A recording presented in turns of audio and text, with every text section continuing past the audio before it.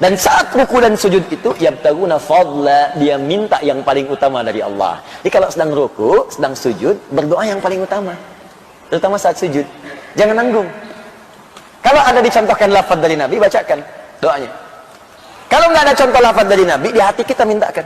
Maka minta yang paling utama. Kalau surga, minta surga yang paling utama. Bersama Nabi, dengan orang soleh, dengan para syuhada, minta yang paling utama. Kalau dunia, minta yang paling utama. Jangan tanggung. Kaya sekalian, kaya dan berkah. Ya, kedudukan tinggi sekalian, tinggi dan berkah. Minta yang paling tinggi. Ya Allah, jadikan saya orang yang kaya yang bisa bersedekah dan hafal Al-Quran. Ya Allah, jadikan saya presiden yang bisa mengamalkan isi Quran. Ya Allah, jadikan minta yang... Bismillah. ثم بين سبحانه وتعالى أن أفضل شيء يطلبه العبد من ربه إنما هو هدايته. Kemudian Allah menerangkan kepada seluruh hambanya, jika ada permohonan, jika ada permintaan, jika ada kebutuhan yang ingin dimohonkan kepada Allah, anna afdala syai'in yatlubuhul 'abdu, maka yang paling utama yang harus kita mintakan kepada Allah, sekali lagi, yang paling utama. Jadi kalau Anda bingung nih, mau minta apa? Inilah gambarannya.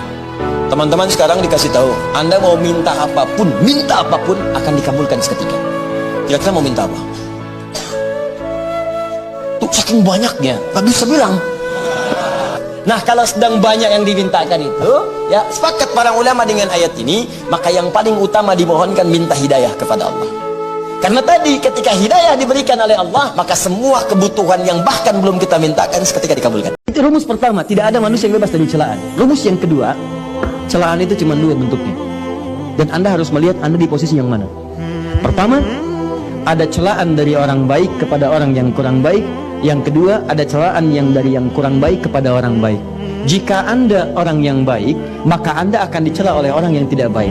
Jika Anda orang yang belum baik, maka Anda akan dicela oleh orang yang baik.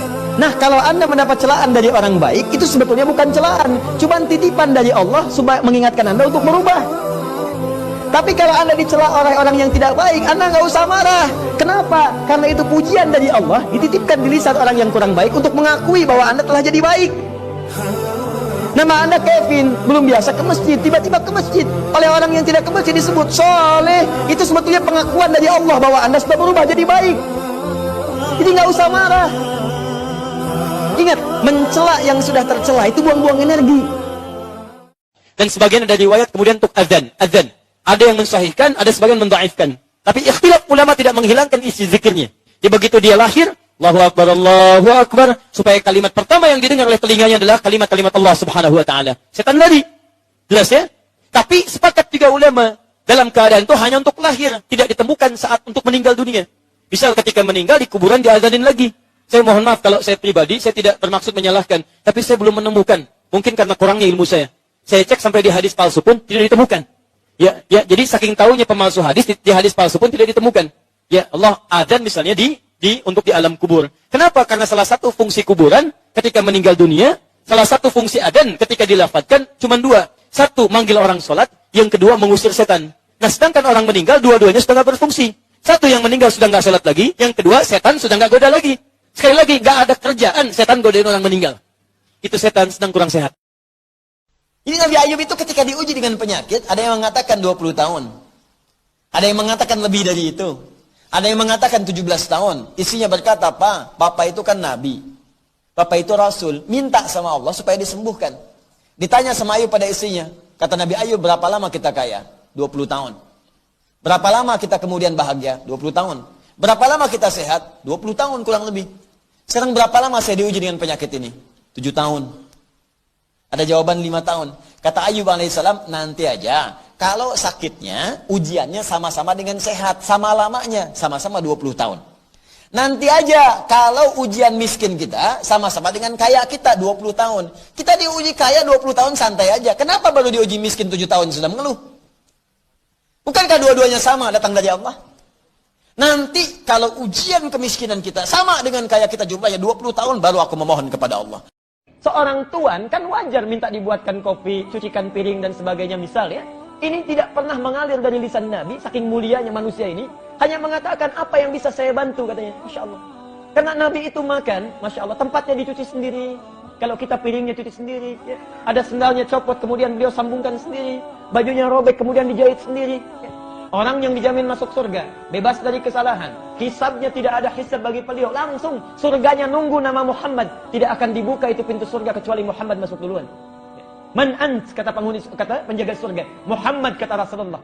Kata penghuni, kata penjaga surga ini, aku diperintahkan untuk tidak membuka pintu surga kecuali engkau masuk duluan. Dan Muhammad ini tidak akan pernah masuk surga kecuali menunggu umatnya semuanya masuk. Tidak masuk surga kecuali menunggu umat-umat kumpul. Ditunggu itu kita ditunggu Rasulullah. Sampai semua terkumpul baru dibimbing oleh beliau masuk surga. Muhammad sallallahu alaihi wasallam. Saya pernah ke Pelas namanya. Anak saya yang kecil pengen gembala kambing. Jadi dia dengar kisah Rasulullah menggembala kambing, pengen kambing. Kita bawa ke sana. Di situ Pak Ibu, ada penggembala yang sebulan itu cuma dapat 100.000. Itu setiap datang, Pak, yang nggak ada tuh ada gitu. Sim buah, ada buah, ikan dikeluarin semua. Jamu kita. Terus saya tanya, di mana kambingnya? Di belakang katanya. Saya lihat kan. Tapi yang heran, tuh mulutnya ditutup pakai potongan aqua. Terus saya tanya, kenapa ditutup? Ini sakit kambingnya? Bukan sakit Gus katanya. Bukan sakit. Kenapa? Ini kambing baru kami bawa dari tempat kami beli. Kami tutup di sana mulut kambing itu dengan potongan aqua supaya di jalan dia tidak memakan yang bukan haknya. Itu saya berhenti dan keluar air mata saya. Saya bilang, saya mengajar hampir tiap waktu, kamu yang praktikan. Banyak orang menambah surga tapi Anda yang paling layak. Banyak orang hadir taklim, menjaga lisannya begitu sulit. Dia jarang taklim, kambingnya pun ditutup mulutnya. Ada kisah seorang pemuda yang saat berjihad itu disiapkan oleh orang tuanya. Jadi berjihad aja, mujahid, mujahid, mujahid. Begitu sedang berjihad, tiba-tiba malamnya dia mimpi. Kan belum meninggal juga, malamnya dia mimpi. Ganteng orangnya, ganteng, luar biasa, bagus. Ya, besoknya diceritakan, tadi malam saya mimpi bertemu dengan bidadari. Dia mengatakan, besok siang kita bertemu ya. Besok siang kita bertemu. Ya, hampir-hampir aku mau jamah dia. Begitu aku pegang, jangan dulu, sekarang belum waktunya suamiku. Suamiku, Anda bayangkan. Belum waktunya suamiku, besok siang kita bertemu. Begitu dia berjihad besok siang ya, itu di masanya Ibnu Qudamah. Begitu dia berjuang, bukan Ibnu Qudamahnya ya, ini diantara orang-orang yang diajarkan oleh Ibnu Qudamah. Begitu berjuang siang harinya, terluka dia dan menang pasukan Islam pada saat itu. Begitu sedang terluka, Ibnu Qudamah mencari pemuda itu, ditemukan. Dia senyum. Allah telah menepati janjinya. Tahukah engkau, bidadari yang saya ceritakan tadi malam itu, sekarang dia ada di samping saya, sedang menunggui saya. Kemudian setiba itu dia mengucapkan kalimat syahadat, wafat. Anda orang kecil, diuji dengan ujian kecil. Anda orang menengah, diuji dengan ujian menengah. Anda kedudukan yang tinggi, maka akan diuji dengan kedudukan yang lebih tinggi lagi. Maaf, Allah tidak akan menguji dedaunan dengan angin yang menerpa akar. Pasti berbeda.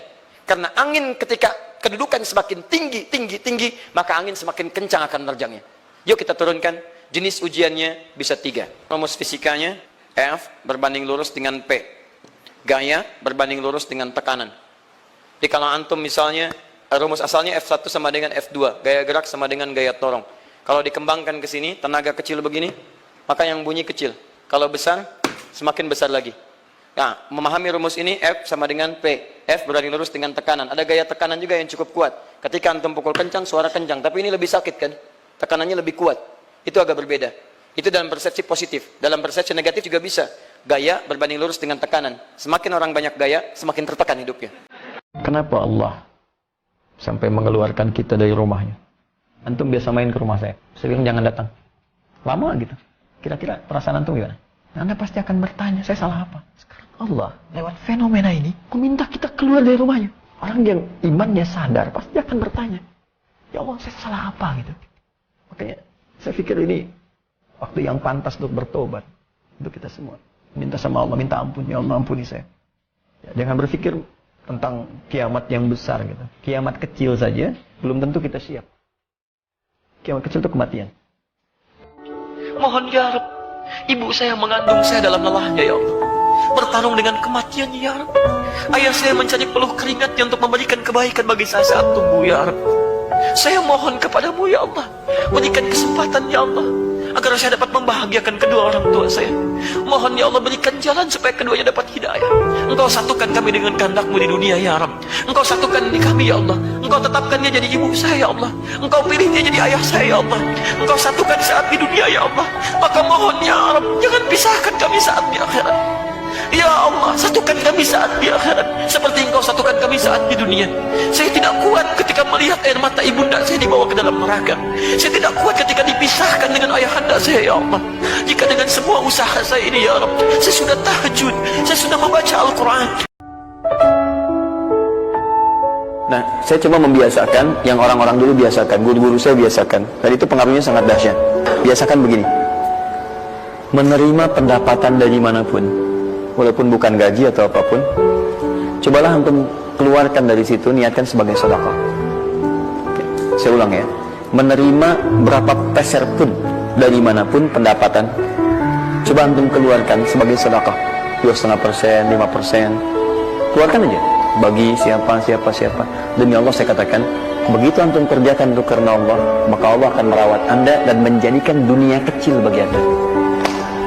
Apapun yang anda butuhkan ada dan kecil sekali. Dan anda sudah nggak melihat, nggak ada nilainya itu dunia itu. Ya, jadikan kebiasaan itu. Kalau ada pakaian sudah anda pakai, datang lagi yang baru, ini yang lama kasih aja, yang layak dipakai dan sebagainya. Seperti itu biasakan. Begitu anda biasakan, nanti Allah jadikan kecil dunia bagi pandangan anda.